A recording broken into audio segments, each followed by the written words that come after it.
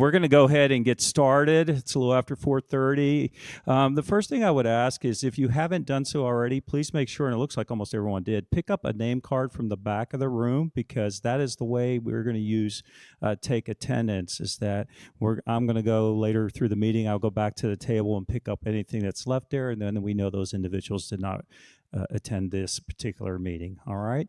And then the second part of that is with the card, probably just as important, is please make sure you return the cards before you leave this evening. That way we can use them again for next time to take attendance.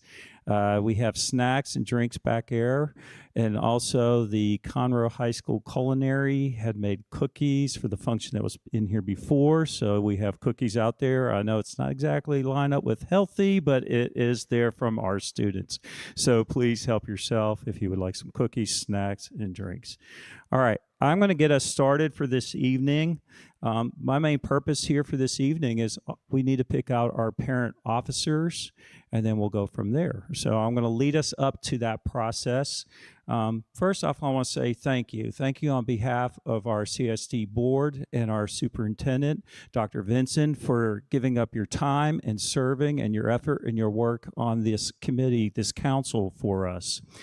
We are here for our school health advisory council, and I've already said I was going to do it, and I just did it. But this is, oftentimes you hear people say this is the student health advisory committee. It's not. It's the school health advisory council is what we're going to work on. My name is Chris Povich. I'm one of the administrators at central office. I've been assigned by the board as your coordinator. I am not a voting member, so that's why I don't have a card in front of me. My main purpose here is for the logistics for the council, to help you in any way I can, to organize it and so forth for you, and so that you're able to function here. So that is my main role and so forth. So let's go around. We're going to do introductions as fast as we can. I know there's a lot of us. If you're a parent, obviously say your name. If you're comfortable, tell us where your kids go to school. If you don't want to do that, simply tell us what attendance zone that you're representing. Our community representatives, if you share a little bit, what part of the community you're from and serve. And if you have students as well in the district and you're comfortable, let us know. And I would say for all the staff employees that are here as well, tell us name, position, and if you have students in the school district. So I'll tell you, I do have two sons that attend Conroe ISD schools. I have a junior, he's 17 years old, and he is at Washington High School. And then I have a younger one that is going to be 10 in a couple of weeks, and he's a fourth grader at Burnham Woods Elementary. So, all right, I'm going to start to our left, and we'll come all the way back around. Hi, I'm Laura Lansbaum. I'm a community business member. I live in the Woodlands High School feeder zone. My two children went to the Woodlands High School, and I was a teacher there for 20 years. Hi, my name is Susana. I'm a parent in the Oak Ridge feeder. I have one kid in Oak Ridge High School and one in Sochma Elementary. I'm Leslie Brandt. I had a son that graduated last year from College Park, and then I have a sophomore this year. Been part of Conroe ISD for many years. I'm Gail Bretman. I am a parent from the Oak Ridge feeder zone, and I have two children that graduated from Oak Ridge High School. I have a freshman at Oak Ridge High School right now, and I have a 7th grader at Irons. I'm Vic DeBouchelle. I'm with Oak Ridge, community member, and my kids were 2017 graduates of Oak Ridge. Hi, I'm Kelly Loftus. I have a College Park feeder. I have a 5th grader at Collins and a 10th grader at College Park. I'm Anna Brown. I'm a parent of the Woodlands feeder. I have a 6th grader at Mitchell.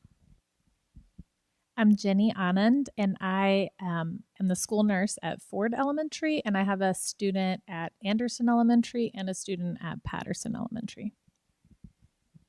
I'm Alex Everett. I'm the Career and Technical Education Specialist for the district, so I work with all of our secondary campuses, and I have a 3rd grader and a kindergartner at Gene Stewart Elementary and a 4-year-old that is eager to begin. Aww. My name is Susan Moore. I'm the music teacher at Giesinger Elementary. I've been there for 27 years now. I live in the College Park feeder, but my children go to the Conroe feeder with me, and they are currently in 8th grade, and I have a senior, and I do have a graduate who is currently at LSU. Ken Blevins, parent. My 8-year-old son is in 3rd grade at Gordon Reed Elementary. Hello, my name's Liz. I'm a parent from the Conroe feeder. I'm an OR nurse, and I have a kitty in 2nd grade that goes to Stewart Elementary as well, and then also a 4-year-old that is eager to start Stewart next year in kinder. So. I am Maria. I am a parent of the Conroe feeder. I have 2 girls, one in 4th grade and one in 1st grade, and they both go to Patterson. Hi, I'm Jennifer. I'm from the Grand Oaks feeder zone, and I have 2 kiddos, a 1st grader and a 4th grader that go to Burnham Woods Elementary. Hi, my name is Carmela Popovich. I have a sophomore and a senior at College Park High School. I'm a parent. Jen Thomas. I'm a parent in the Grand Oaks feeder. I've had 2 graduate from Grand Oaks, one that's a sophomore now and one that's in 8th grade at York Junior High. I'm Rachel Ortiz. I'm a teacher in Bartlett Elementary. My 18-month-old does not go to school yet. Hi, I'm Amy Carberry. I am a Woodlands feeder parent.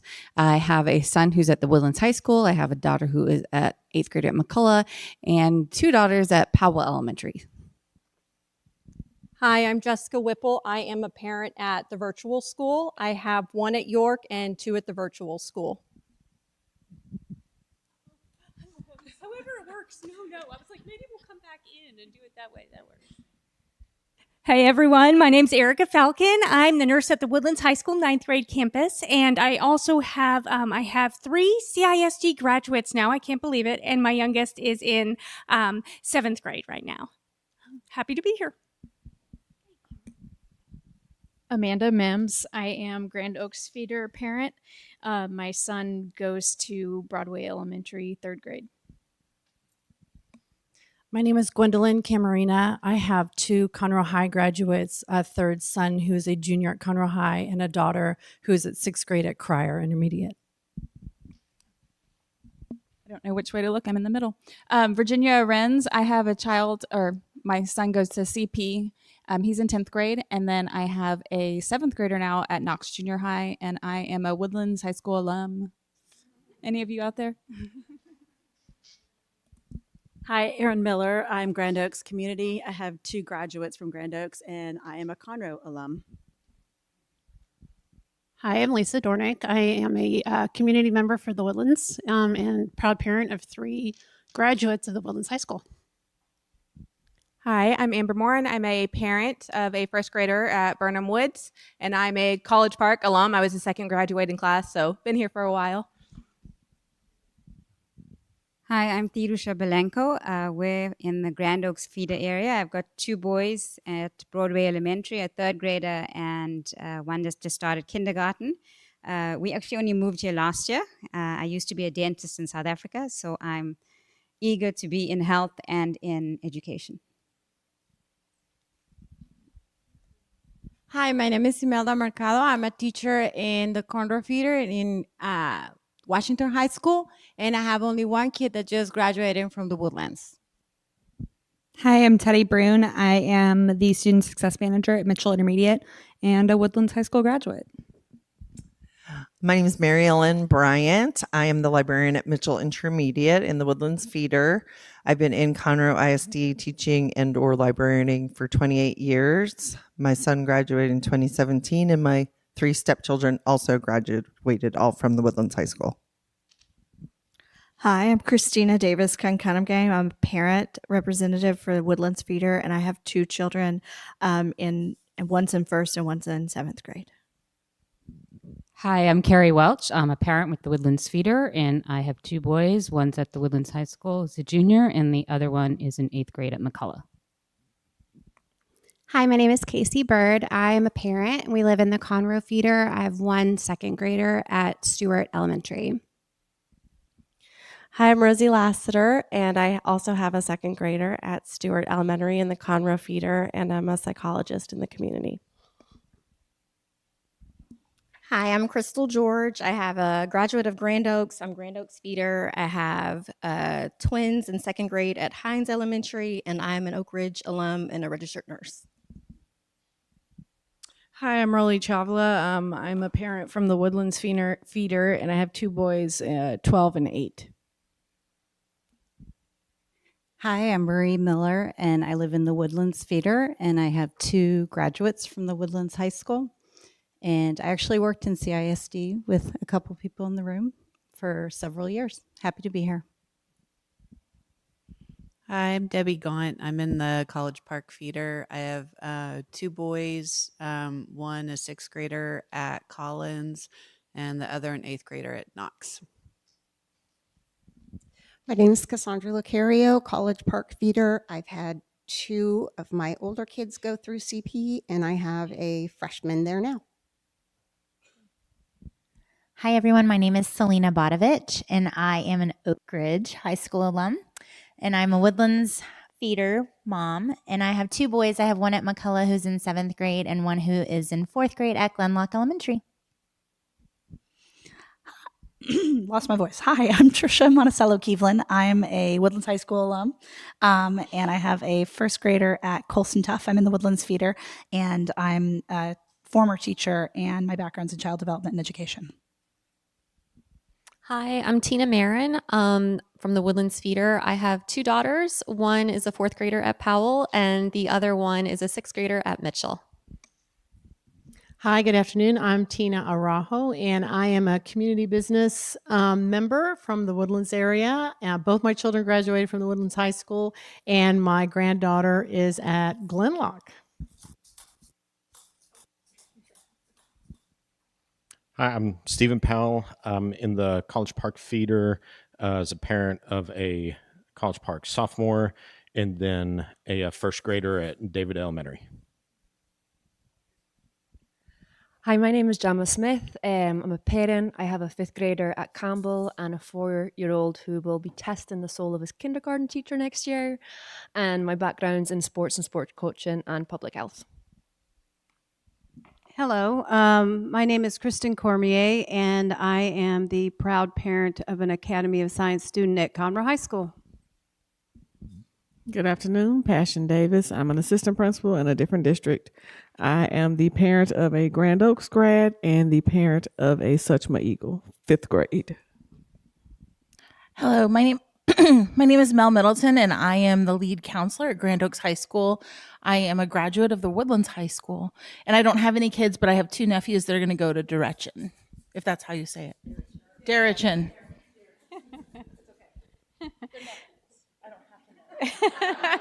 Just know where they're at. Hi, my name is Mila Cobbler. I'm coordinator of health services. I have 3 kiddos. I have a junior at Conroe High School. I also have 2 graduates.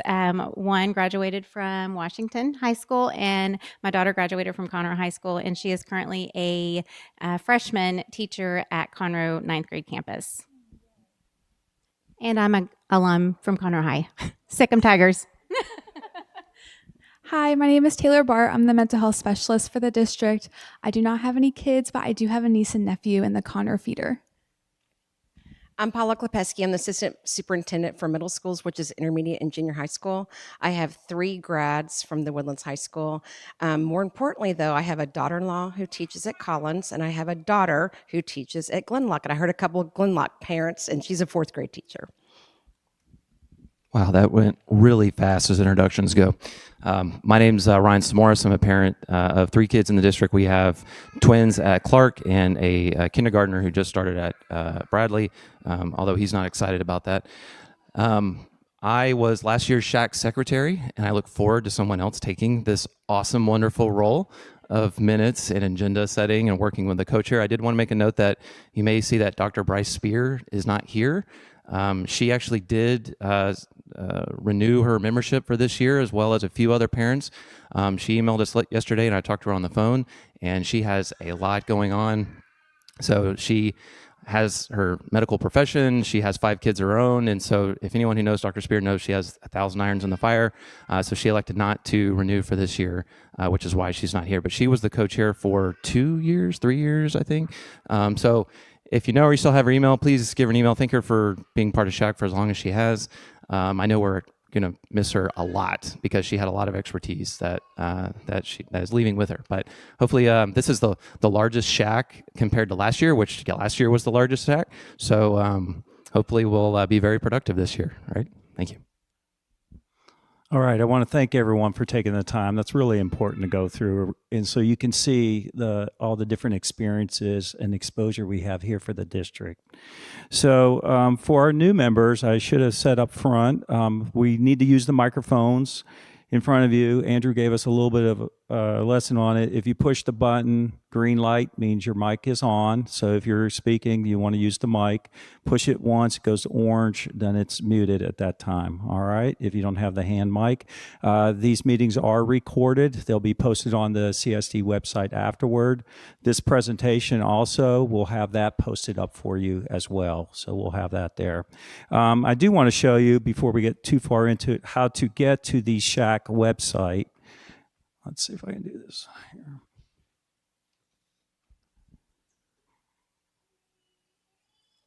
Okay, if you go to the CSD website, the easiest way is to just go to About, click on that, and then over here it says District Committees, hit the drop down, and then you'll see SHAC here on the left, and then here's everything we have for our meetings. And so you'll see our agendas. Summaries is our meeting, our minutes will be posted there. This presentation will be put here, and then you can see our members.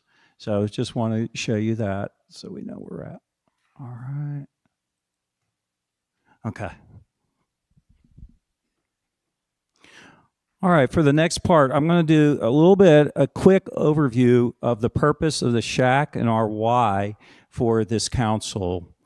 And so one of the things is the Texas Education Code 28.004. That is our governing law that gives us permission or the reason for a SHAC, and it says that the school board shall establish a local health advisory council, which is SHAC here for us. And this is to ensure that local community values are reflected in our district's health education instruction. And it says that a school district must consider the recommendations from the SHAC when they're considering changing the district's health education curriculum or instruction. Some resources for you, and in the welcome letter, there was a lot of these links there already for you. And again, I'll have this posted, but Texas Education Code, we just talked about that, 28.004. That's what gives us the permission to have such.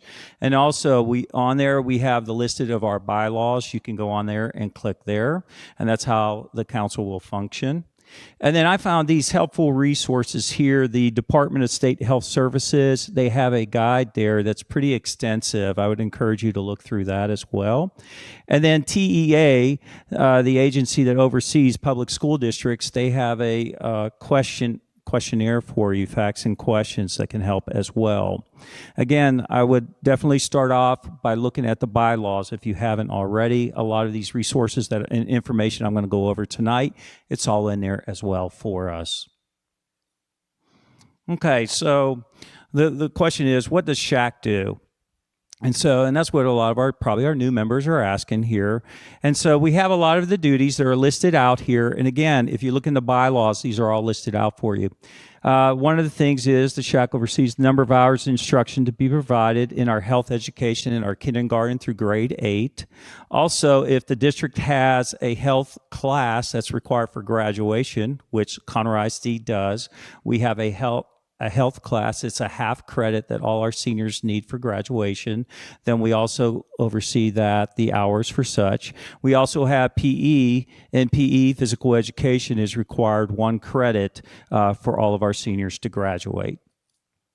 Also, the SHAC looks at policy, procedures, strategies, and the curriculum appropriate for our specific grade levels, designed for our physical health, to prevent physical health concerns, including obesity, cardiovascular disease, type 2 diabetes, mental health concerns, also including suicide.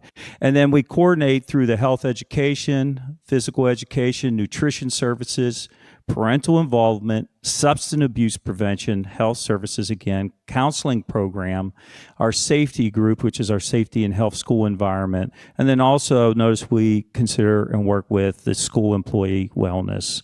The key part is this is a partnership with our parents on there. We'll also, the council will look at strategies to increase parental awareness regarding early warning signs of suicide risk, behavioral health concerns, mental health disorders, and substance use disorders. The council will review and make aware for parents the available community programs and services to help those risky behaviors, suicide risk, and behavioral concerns. Also, the SHAC is looking at appropriate grade levels and curriculum for instruction regarding opiate addiction, abuse, and methods for administering the opiate antagonist. And so we do have 2 individuals specifically from the district that are in our health services group that can assist us with that as well. And then part 8, appropriate grade levels and curriculum instruction for regarding child abuse, family violence, dating violence, and sex trafficking, and how that affects the district and how we use that throughout. Okay, the next part here is the moment that we're going to go through. And this is going to be for you, the council, to select your parent chair and then also your parent secretary. Before we get started on that, I thought it'd be prudent for me to go ahead and read out the responsibilities of the SHAC chair for you. And this is coming straight from the bylaws. The SHAC chair must be a parent member and is responsible for ensuring that CSD SHAC performs all items under section responsibilities. The CSD SHAC chair is responsible to ensure that the annual report is drafted, accurate, and submitted to the CSD board at least annually. The SHAC chair will oversee subcommittee activities outlined in the section subcommittees and has additional responsibilities outlined in the following sections: website, email, code of conduct, conflicts of interest, the tie-breaking vote on membership subcommittee regarding member removal replacement, regular meetings and agenda, cancellation of meetings, public comment, quorum, and parliamentarian authority. If a SHAC co-chair is determined to be needed or wanted, both co-chair positions must be a parent member. Furthermore, let me read off while I'm at it, the secretary position. The secretary must be a parent member and will be the primary record keeper for the CSD SHAC during regular or special SHAC meetings.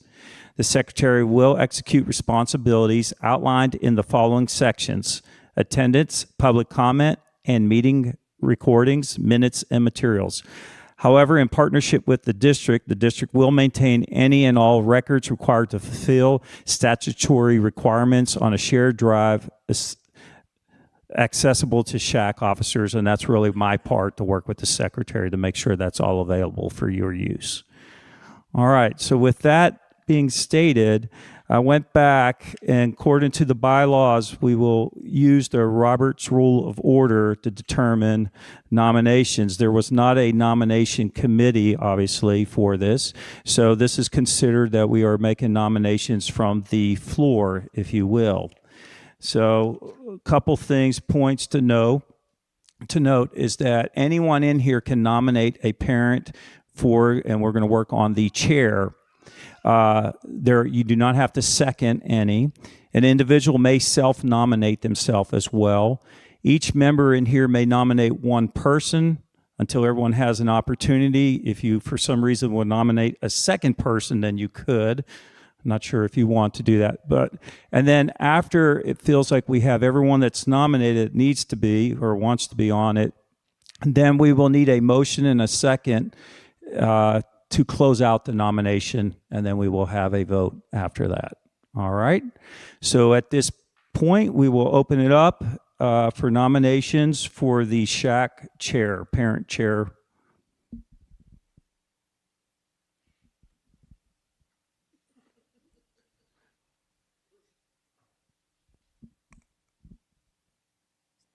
I nominate Ryan Samoris.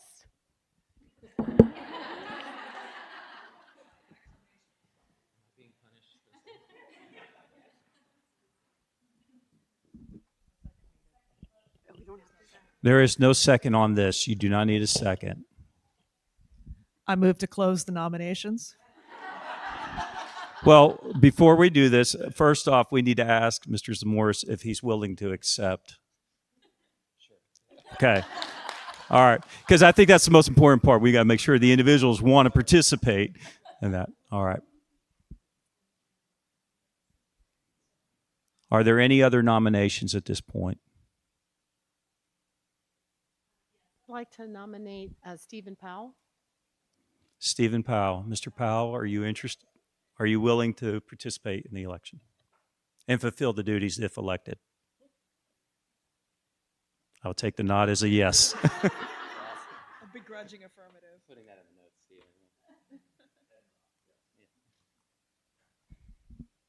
Do we have any other nominations?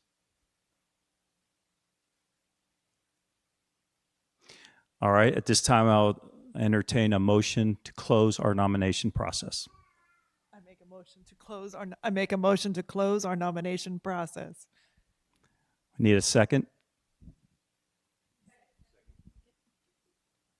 All right. We have the second. Discussion. All right, seeing none, we will go ahead and close. And at this time, now we have to do the election process. And according to Robert's Rule of Order, there's two ways we could do this. One would be vote by voice. I would recommend that if we only had one individual. But since we have two individuals nominate, I have a ballot for you where you get to write a name down. And I think that would probably be the easier way, because if we do it by voice, then I would have to call out in order nominated each individual, and then you would have to give the affirmative or negative for each person. I think a ballot would probably be better if there's more. So we're going to use one color only in case we have to do more elections. Then we know a different color ballot. See, the math mind's working here. Sorry. And then we will. I brought different colors, and then we'll use a different color for the secretary. Is what we'll do. You've worked with me. You know how I am. So all right. So we're going to pass out a Post-it. Your choices are Ryan Zamoris and Stephen Powell. Please go ahead and write one name down on the Post-it, and then we will collect those and we will tabulate. Thank you.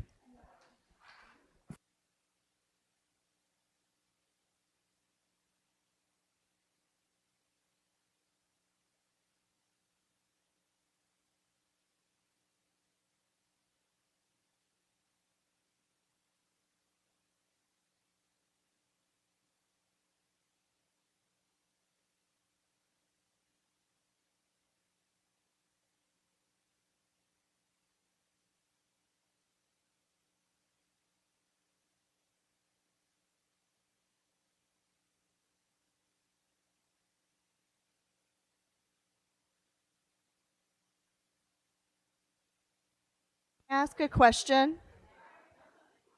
May I ask a question? May I ask a question? Is there any interest in having the chairs be a co-chair?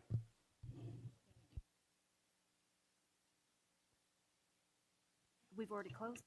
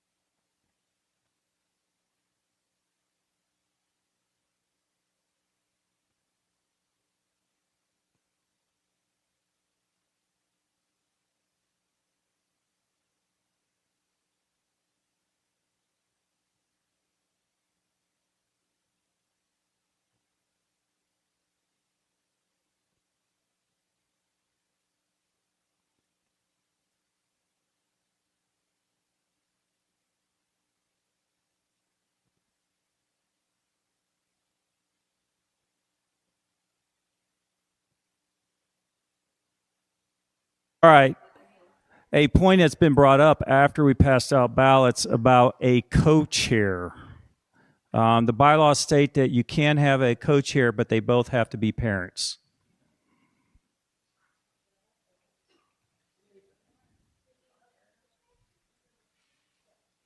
So you could have two chairs for your council.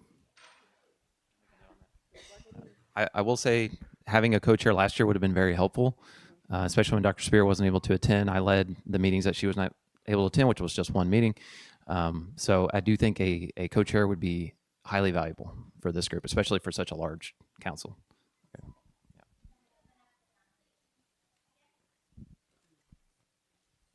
Well, we both nominated. They're not both nominated for chair. So, Can they both just be co-chairs? so as a then? point of order, do the bylaws allow us to have co-chairs like that? Because it sounds like you had it before. Yes, the bylaws do state that you can have co-chair. I did read it out there at the very end. You probably didn't hear it at the very end. It did say it was verifying that the co-chairs both had to be parents. So it's what's in there. So we have two parents, co-chairs, if that's what you want. Can I make a motion that we vote on that we can have co-chairs? Okay, let's do that. So I move that we vote that we can have these two gentlemen as our co-chairs. all right, we I need second the motion. first we need discussion, which we've already done. All right, and then let's go ahead and we'll do this one by voice, by the affirmative. Raise your hand if you agree that we should have co-chairs. Okay, all right, it is, all right, there he is. It passes, the motion passes. All right, well, that saves the counting for that one. Congratulations, Ryan and Stephen. Thank you for participating and agreeing to it. We appreciate that. All right, the next position, and to be clear, there is nothing in the bylaws about a co-secretary, so we'll just say that from the beginning. So we do, at this point, I am going to open up for nominations for the parent secretary position for the council.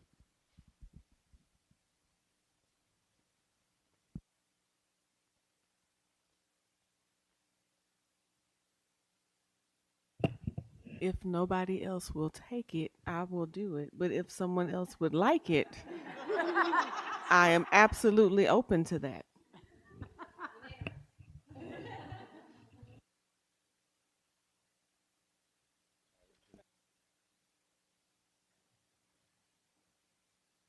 Seriously, if someone else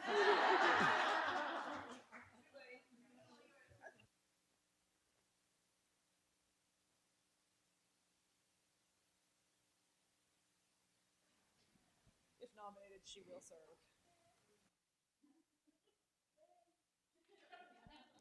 All right, so far we have Passion Davis listed. Is anyone else interested? All right, we need a motion to close the nominations. Close the nomination.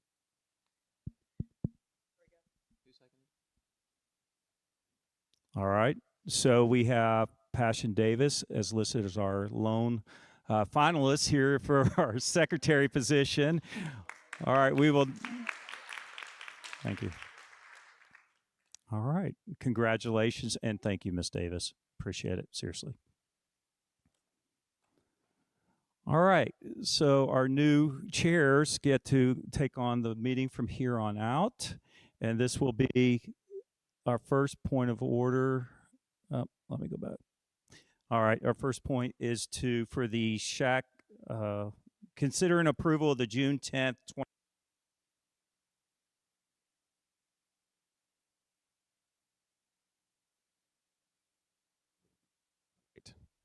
Okay.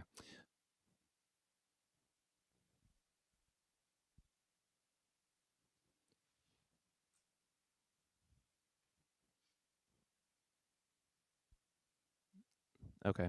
Can everyone Is it still on? All right. So for the minutes, this was from the June meeting. Obviously, some of you weren't here for that, but you should have received an email yesterday with a copy of the minutes. So essentially, we need to approve this. And in our bylaws, I wanted to mention this earlier. We did change it to where it was a vote by hands instead of each person, similar to the co-chair. So I just need a motion to approve the minutes from the prior meeting. To approve the minutes from Okay. July or June. Debbie. Okay. Can I have a second? Second. Okay. Give me 1 second since I'm doing both tasks right now. What was your name? Oh,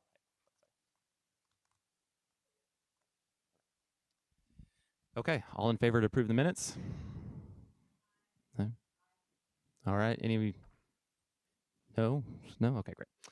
Okay, so next item here is the subcommittee's introduction. So for those who are new to SHAC, you may have thought that you only get to attend 4 meetings or 5 meetings this year. You are in luck. There are many other meetings to attend. And this is really where the work is done, is in the subcommittees. So generally the subcommittees are self-managed. They have a person that leads those subcommittees. And I think last year we had 5 or 6 different subcommittees that range from the different areas of the responsibilities of the SHAC. So generally what happens is after this meeting, you will receive an email with a form. You will fill out the subcommittees that you would like to be part of, including if you wish to lead those committees.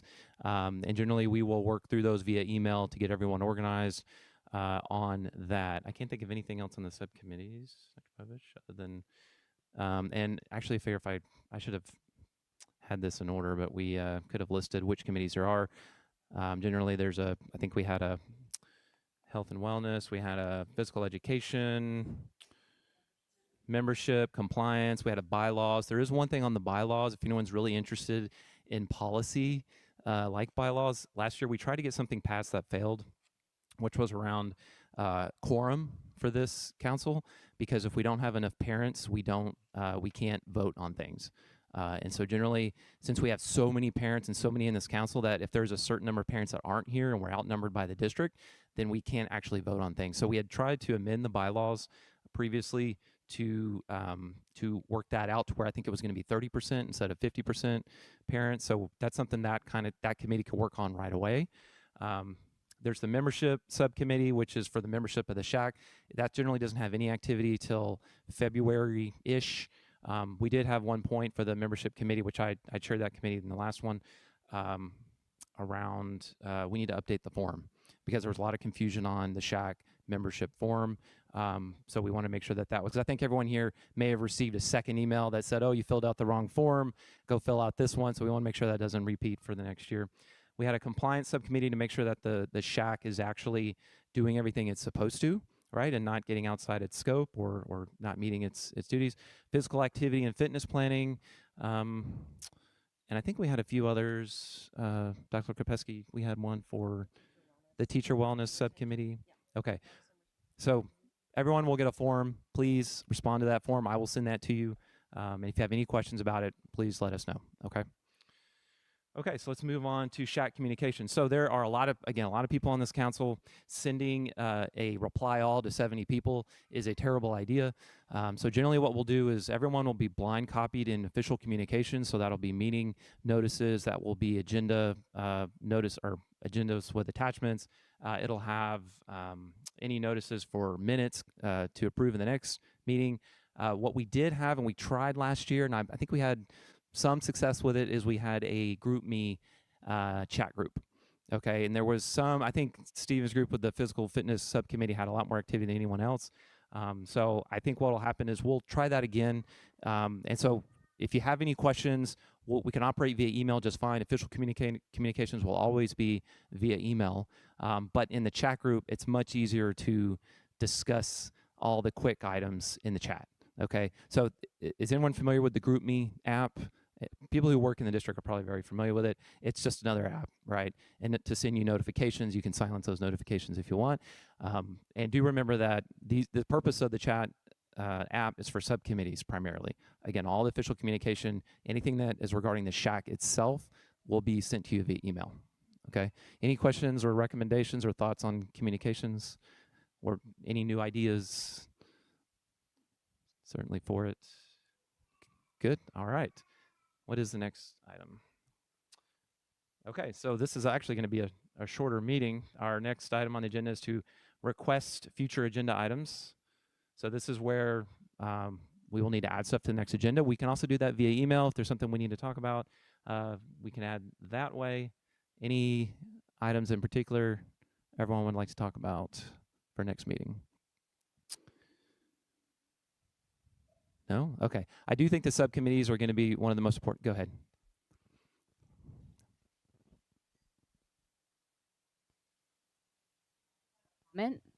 So the new cell phone law that went into effect, it does say wireless communication only. So I think that there's a way we need to make that clear, because there are some students that do need to have music at times, like going through the hallway, and they're using things like old CD players, and it's become a problem because the teachers and the staff are not clear that it says wireless devices only or what the law actually states. So if you have something that uses a wire and you're using it during times like walking through the hall because you're trying to block out the sound, because there are some, students, especially if they have special needs, that need to do that, and they've been getting in trouble for it. Thanks, Gary. Yeah, I think last year or last Shack, we actually right at the end, we had discussed the new cell phone law and policy. And then in the last meeting, we didn't have the same parents to talk about it. Obviously, there's a lot of different opinions on the cell phone policy. Anyone who knows me, I definitely supported the removal of those devices. But I do think it's important that we have the special use case. When the board adopted the policy, they did adopt a policy that had the necessary actions based on the law. These 5 things. So as part, we could extend a subcommittee for cell phone use. I know we had talked about that in the last Shack, and I think phone effective, right? If someone wants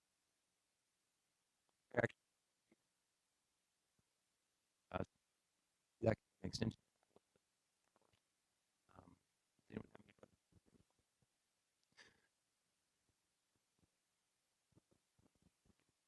To at least that's on the new policy. Yeah. Okay. Steven. I just wanted to throw some information out, especially like for new members, and this also goes for some of the past membership that's coming back. It's kind of a broad overview. I think that there's a lot of like positive potential this whole group can have an effect on, and it's also in tapping into a lot of the expertise and background of all the CSD employees, being able to get y'all's input of what's working well, what's not, and things like that. One of the examples I've reached out over the summer, kind of checking in on some of the, and if I'm not sounding out, I'm not sure. I reached out to Wade Haymark, who the physical activity committee worked with, trying to figure out ways to increase some of the physical activity time, the quality of it, really get a good overview of some of the things that our subcommittee and this group at large can have an impact on. But in keeping up with them, some of the things he's recommended, I think, are just really awesome, and some of the different subcommittees can possibly pursue some of this, some of them being nutrition and PE community partners. There's an increased emphasis on nutrition. There was a community partner that they've had to cut their budget and can't do the same kind of outreach. And he was asking if we can engage to try and further find ways to be able to support a program like that. Also, school gardens was an idea. Partnering with Texas A&M University's AgriLife, start garden clubs on campuses. It's been present in the past. It's kind of fallen on the wayside over time. Family fitness nights or wellness nights as an outreach opportunity, and various activity boosters. I know that at David Elementary, there's the David Dream Run. There's other activities that are fun runs, turkey trots, jingle bell runs, things of that nature. But it's something of encouraging an overall positive health aspect for within the community of what us as parents and business community leaders can contribute with ideas, or if you have resources, contacts, things of that nature, but also reach out to different people within the district, employees and things. There's a ton of really great ideas that can be tapped into, and I think it's has a lot of potential. So I will try and be a very good resource if I can possibly do it, because I definitely want to succeed, because if we do, all our kids succeed too. Awesome. Thanks, Stephen. You know, I was just chatting with Chris. Since we introduced the committees, and I just realized we actually did kind of get a late start on this. One thing we could go ahead and do is quickly part of the agenda for the subcommittee that are part that existed in the last shack, as well as what we were just talking about with cell phones. We could go ahead and get for the care of these. Sound good to everyone? We go ahead and get, because that way we'll send out the email to get the form to join those. But if we want,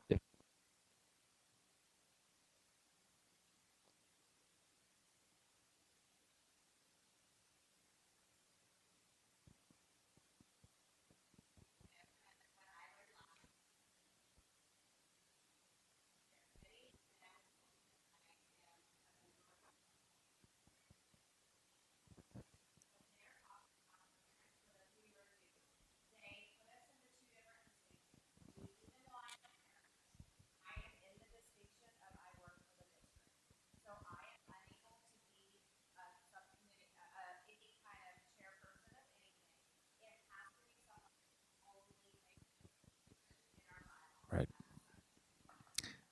Yes, that's correct. Thank you. So let's just do real quick, because that way, if we at least get an idea of who could chair this, and it can actually get those committees off the ground faster. Because again, we only have how many meetings this year? 5? Only 5 meetings, and it goes by very fast. And again, a lot of the work is done in the subcommittees, which is usually a 30-minute Zoom meeting where we talk about policy. Yeah, our next meeting is not till November. I thought we had talked about October last one, but that's okay. That's right. That's right. Okay. Okay, so let's actually, the bylaws. Let's just go ahead and get some interested folks here. That way it'll really help me when I send out that form to kind of coordinate this. Okay. Let's start with the Physical Activity and Fitness Planning Committee subcommittee. That would actually be fantastic if you don't mind using, or you can use your phone or notes or my laptop, and matter to me. Yeah, I remember. Yeah. So I think last year, Stephen, committee. Yes. Okay. Would you like to volunteer for that? Anyone would like to volunteer? It's sure. For those of us who are new, could you maybe say what the committees are so we could know what we have the possibility of volunteering for? Sure. Yeah. So we have the Physical Activity and Fitness Planning. Can you explain what it does, please? The definition once he's okay. So the physical activity and education, it's one of the only things of which there's a state statute to mandate a certain amount of time dedicated to physical activity. And so this one focuses on, do we have last series it was focused on, do all the campuses have the resources to dedicate the mandated time, the equipment, is the kind of like the staffing of coaches to students correct? We talked briefly about recess, but that was challenging to fit in with the deployment of new curriculum, with the Bluebond curriculum. And so where we left off in June, and whoever's on it, I will provide all my notes of what we had done and try and give a framework of things so that you're not starting totally from scratch or something. But a lot of the things that were left at the end of last shack was that with Bluebond curriculum deploying, there's a big change in how much of the curriculum time that's demanded essentially in the classroom, and the challenge of some campuses that share a cafeteria as a gym, or, and then there's different requirements once you go into different grade areas. And so trying to find, our main thing was trying to find a way to balance the time needs and the focus of quality of that physical activity time. That's essentially where we left off. That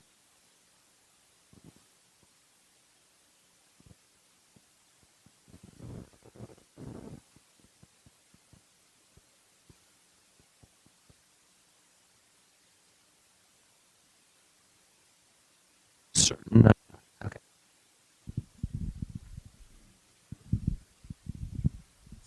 Test. Okay. Perfect. There's so here I'll just read this here. So shall establish standing subcommittee maintained to address physical education and activity, to consider issues relating to student physical activity and fitness, and make policy recommendations to increase physical activity and improve fitness among students. Okay. All right. So did I have anyone who wants to chair that committee? Because Stephen is now parent co-chair. So and it's okay to be multiple things, right? Especially if the secretary, you can also, if you want to chair a committee, which happened to me, that's also open. So before we decide on like a chair, can we hear about all of the different committees first? Oh, yes. Can you just list all of them so we know Okay, what I'm they sorry. are? Yes, Thanks.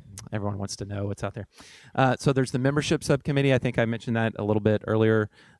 This one is recommendation for membership shall be presented for approval to the board prior to the first meeting of the new school year. So this is where the membership committee, which I chaired that one last year, we had meetings where we talked about the forum, making sure it got posted to the website that's being distributed. We worked with Dr. Merle last year for that. That'll be Dr. Povich this year. And that committee, I think we only met like 4 times the whole time. Part of the thing was once we got all the applications, we went through all of them, the district will validate the parents, and then you go through and you have a selection process. This year we accepted every parent in the list, so it wasn't too difficult. We just had to fine tune some of the community and district members who applied because we had to have a certain amount of quorum buffer for the parents. So membership, pretty straightforward, not terrible. That's that one, okay. Bylaws committee, this one is super exciting, right?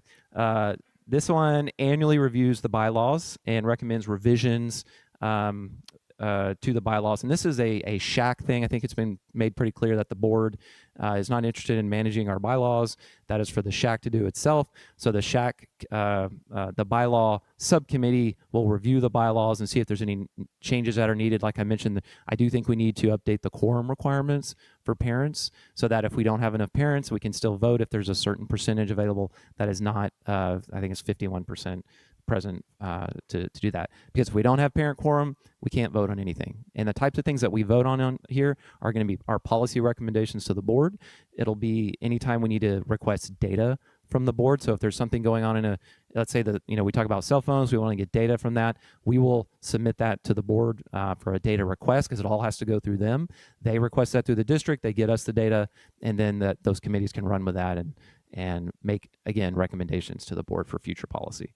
Okay, compliance. For the bylaws, I think we met maybe 3 or 4 times. It wasn't that much, unless someone has a really hot item for bylaws that they would like to change.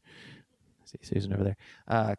So compliance is a standing subcommittee to annually assess if the CISD SHAC complies with stated SHAC bylaws, all applicable federal and state legislation, and CISD policies, and basically present any of those recommendations to the SHAC for to resolve any issues with compliance. Okay, that one I think we may have met twice. I think April Kersey led that one last year, and we were in full compliance last year, and we can be this year. And I think that's the last one we had that's on the paper. Did you want to talk about the teacher wellness one? Sure. Okay. Yeah, so I guess I shouldn't have chaired it last year since I was an employee, but I was asked to chair it, so I did. And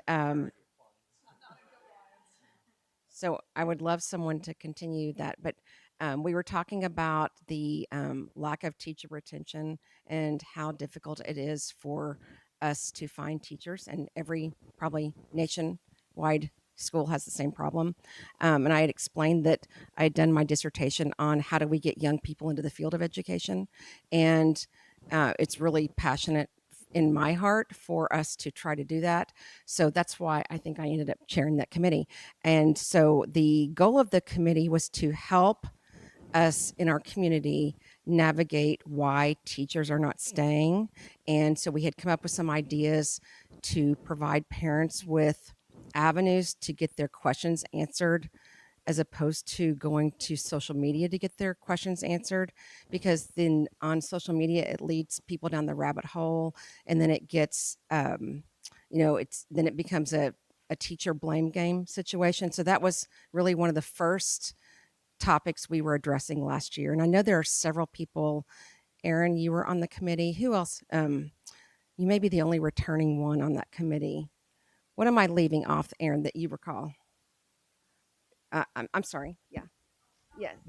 Yes. Okay. So we really only had a chance to meet a couple of times, but what else am I leaving off that we were addressing? Simple things like using jeans, being able to wear jeans to school in elementary school, lunches for teachers, PTO might sponsor sometimes through the specific school. Just little feel-good things that just kind of encourage teachers. But the big thing actually was social media, keeping that kind of frustration off of social media. So coming up with a fact sheet. So if you had a problem, you could go to the fact sheet, and each school would have one, or maybe a district one. Right. So we were trying to come up with a little one-page handout that possibly the principal sent out with directions on who to go to when you have specific questions, as opposed, think about families who are new. They don't know who to turn to when they have a question. So that was one of the tasks that we had started with back in the spring. So if we want to continue that, I think that would be great. Thank you. I want to note here, we also had a suicide prevention and wellness subcommittee. And I think that one probably could have had more activity in it compared to last year. So it's probably one of the more important items that we need to, work on. And what that committee does, could be collecting of data, providing ideas for the board to implement policies for more education, more parent outreach, more student outreach. So do think about that one. So we'll add that one to the list unless anyone feels that one shouldn't be on there. Good. I don't remember who chaired that one last year. Was that Raleigh? Okay. Yeah, there was another subcommittee, mental health subcommittee. Yes. Although we could probably combine those. And I'm looking through my list. I think that was it. We briefly had a cell phone related committee. So I would like to change my committee to be called Children's Environmental Health, because then that can also include not only cell phones and 5G towers, but things like air quality, water quality. That's actually my expertise. I'm on the board of a nonprofit that researches the effects of toxins in our food and environment on child development. So we go into schools, like in the head of it in Vermont, and teaches about green cleaning, for example, air quality. So I would like to change it to Children's Environmental Health, and then we can include all that under it. Okay, perfect. I made a note of that. Okay. Is it possible to add another committee? Or I'm in infection prevention and control, and I'm curious if there would be a need for any sort of education on prevention of spreading of infectious illnesses like respiratory diseases, stomach bugs, those types of items. I'm a new member, so that might not be necessary, but yeah, I mean, anyone have thought? You said it was infection prevention and control? yes. Yeah. Okay. I assume yes. I actually, to be honest, one of the things we needed to check last year, again, that as part of compliance, that we maintain the scope of SHAC appropriately. So we can confirm that for sure. Obviously, there's a lot of room to kind of, I don't want to say grow the SHAC, but grow its responsibilities if we have enough people who are going to volunteer their time and interest in those things, and then we can if there's enough people, we collect data, we get information, we create materials. Last year we worked on the wellness plan and submitted that to the board, which they approved. So by doing all this work, we can present it to the board through the district. And if it's important policy that could improve health and infection prevention and that kind of thing, then absolutely, I think that would be good. Again, student health, right? That's what we are. Student Health Advisory Council. Okay. I was just going to say, like, if we did the suicide awareness and combine it with the mental health, and we can also put in substance abuse in the same vein. Yes. All right, great. And if anyone, so we don't have to continue discussion on who's going to chair it. If you have a passion for this kind of those areas, whenever the form goes out, there's going to be an item on there. Would you like to chair this committee? And if you say yes to that, then we will follow up with you and whoever else volunteers, and to work that out. Okay. All right. Can I ask one more question? Sure. One thing that there's been a lot of recently in the Woodlands Township is we have this proliferation of these motorized scooters that folks are riding to school. I don't think that needs its own subcommittee, but I wonder if that could be folded into the one that's about existing things about student health. Is the district working on a thing the on that? district sent a nice email about it a few weeks ago, but Not our jurisdiction. Okay. That's the question. The township has been reaching out to a lot of local jurisdictions to see how people can work together to raise awareness and to change behavior, but there's limited ability on the part of the township to enforce the rules on the pathways. And I know we did address this, and we talked about including safety on the bike path with like the bicycle safety units that the police officers conduct. That's what we did talk about. That makes the most sense. Mm-hmm. Yeah. Can I ask one really quick question? If you're employed by the district but as a substitute teacher, are you still technically an employee of CISD? Yeah, I think we answered that last year. Yes, it's yeah. Thank you. I believe yes, it does include substitutes. Yes. Which for the e-bike thing, did we say which committee that could be a part of? Is that physical ed? Steve? We'll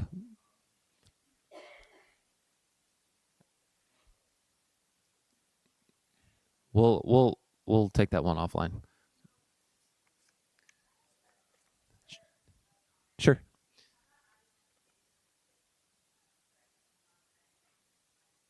So we had talked about nutrition last year, and there's actually a lot of talk about allergens, allergies, and I wish Brent was still here because he had a lot of great ideas on that. Yeah, it fell under the wellness plan, and so we had a wellness plan work group. So last year we submitted a new recommendation for the wellness plan to the board to adopt, which they did, and it included a complete redo of several items, and one of them is around nutrition. I can send you a copy of that. I think we're supposed to do it every 3 years. A 3-year plan, right? Yeah. No, that's a good comment though. Yeah. Anybody else? Yeah, Stephen.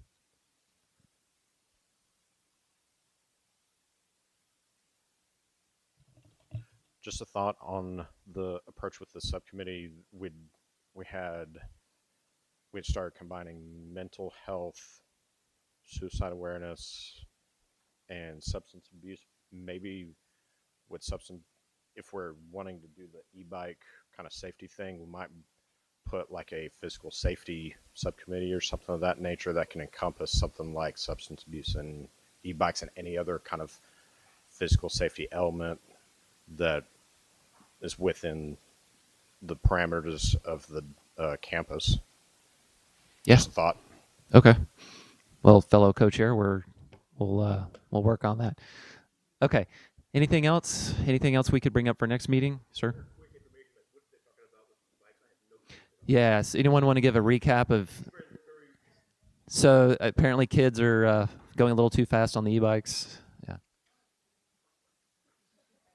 So I'll put on my active transportation advocate hat here. So the policy of the Woodlands Township and this is only in the Woodlands Township, this is not the whole district, this is all I know is about what's going on in the Woodlands Township. So the township has 220 miles of paved pathways, and they all have a big stencil on them that says no motorized vehicles allowed. However, over the last few years, there has been a rise in the use of e-bikes on the pathways, class 1 and class 3, which you have to pedal and basically keep you going the same speed that you're already going. Then there's class 2, which just have a throttle that can go up to 30 miles an hour. And now over the last couple of years, there's been a larger proliferation of these little dirt bike things that are like tiny motorcycles, and there's kids riding them and they're not wearing helmets. Sometimes they are, but mostly they're not. Additionally, there are these e-scooters, which can also go more than 20 miles an hour, more like 30 miles an hour, that are zipping around the pathways, and more kids are using them to get to school, which I can understand because they're fast and they're fun. However, they're really, really not safe. And so the Woodlands Township has limited ability to police or enforce these rules on the pathways because the township owns the pathways, the county owns the roads, and so the constable and the sheriff are not going to go around giving 10-year-olds tickets because that doesn't make any sense. And the township park rangers do not have the staffing capabilities to be policing the pathways when really they're out there blowing pine needles off the pathways and making sure there aren't trees overhanging things. So the township has been doing a campaign on social media that's all about respect the path and encouraging people to show them how to use the pathways respectfully, how to share the pathways, how to stay slow on the pathways, and also trying to figure out ways to work with community partners to improve how we all share the pathways. But truly, at the end of the day, it comes down to parents making choices about buying these things or not buying these things. They've had folks from the hospital district talking about the way that they've had to change the protocol for responding to e-bike and e-scooter accidents to be more like, instead of pedestrian versus bike, to be like pedestrian versus auto, that they're having to mobilize resources from the hospital district, including ambulance and fire, to come out and deal with traumatic brain injuries, long bone injuries, all kinds of really, really serious injuries when you're dealing with high-speed crashes with or without a helmet. So that is the problem that's being dealt with right now, and it's really difficult to understand the appropriate levers to move in order to change behavior.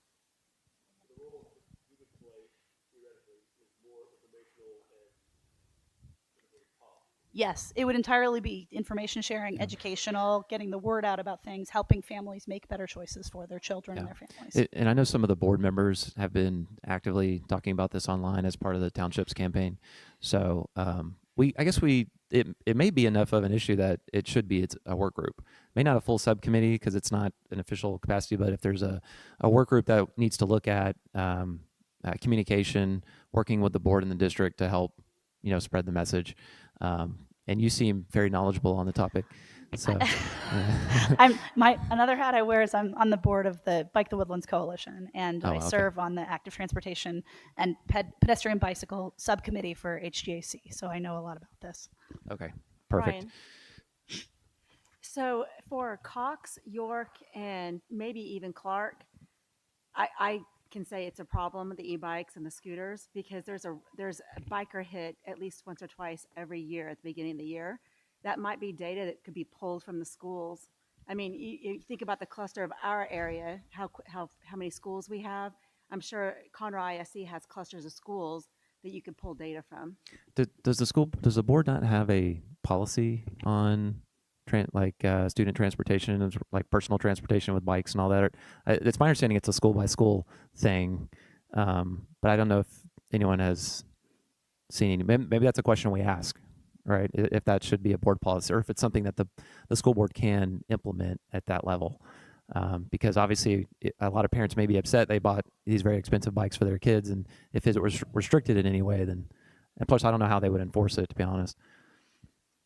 Yeah, I think enforcement is the problem, is that we can say lots of things, but without an enforcement, it makes it difficult to do anything about it. I also think that it might not necessarily be a thing to ask the board to make a policy about, because all of our schools have different access. Right. And so not every school has paved pathways leading up to it. And so I think trying to apply a district-wide solution to something that's so neighborhood specific might not be the appropriate approach. Yes, sir. No, go for it. The proper equipment like helmets and things like that, or is it just generally like it's like the Wild West out there? The second thing you said, the Wild West. I can speak to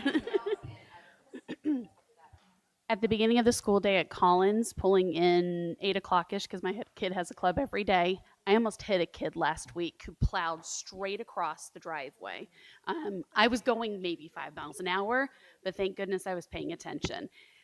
I have a feeling at some point this is going to come down to a CISD policy that you cannot park these things on campus. And that's going to be the limiting factor, because somebody's going to get hurt in the driveway of a campus and our board's going to say no more. So it may be wise for our committee to make that recommendation before somebody gets hurt. And I've noticed that because they're electric, they're quiet. Yeah.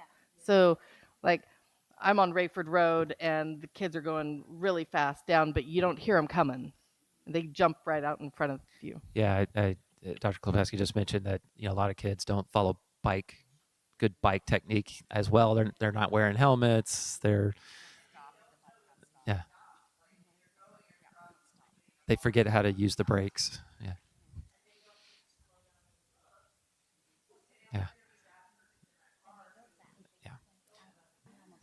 One of my daughters hit a parked car not too many years ago. So even if they're in the middle of the sidewalk, those cars, they may run into that. Sorry, I have a quick question. Sure.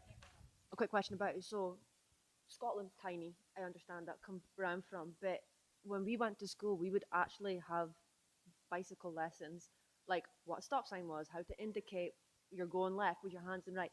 Is there something that Conroe ISD could do where there's kind of like a little lesson on like scooter safety, like it's a stop sign? It's like, in the TEKS requirements for PE for elementary school. Yeah, it is. Okay. And many of the schools have bike rodeos where they do a really good job of teaching these things to the schools, to the kids. See, I didn't go to school here, so everything's new to me. Well, okay, good. Okay, thank you so much. Appreciate you. Yeah, I do think it would be interesting what would come out of the e-bike and other scooters and whatnot, because there's a lot of other different types of vehicles. So if I was playing the other side of that, I'd be like, well, these kids don't follow the rules on all these other things. These high schoolers are not wearing their seatbelt. They're speeding through the parking lot. I mean, there's when they're driving regular vehicles. So there's a lot that, because when we were on the cell phone committee, we got so much pushback on the idea that every school is different. The schools know the best, that everything should be local, and that parents knew what was best for their kid, that they weren't abusing it, that their kid wasn't abusing it, and they can't help what's on the bus and all that. So there's going to be a lot of that in consideration. So that actually might be the hottest committee if or work group if y'all want to take part in that. All right. Go for it. Grab the mic. Yeah. Sorry, we're going to try to do the mic because they record the meeting, and so the mics are in the recording. We had mentioned like family activities. What if we have family members that want to help participating in that kind of thing? Like, is there space for that, or? You mean as like a part of a campaign? No, not part of a campaign. But if we do organize family activities, would my husband be able to help in organizing? Oh, that would probably be it. Would be a recommendation we would provide to the district, and the district would organize that per school. Okay. Yeah. Okay. So, Right, thank you. I would imagine. Yeah. Okay. Anything else? Okay. So I am going to send out an email to everybody for the SHAC subcommittees and the chat app, which I know y'all are very excited about. You can silence those notifications, maybe just keep the bubble or something or not. And I think that should be it. So if we have nothing else, I just need a motion to adjourn. I need to get your name. Motion, Ken? Okay. Can I get a second? I guess second. Vic, got you first. All right. We are adjourned at 5:47 p.m. Thank you, everybody.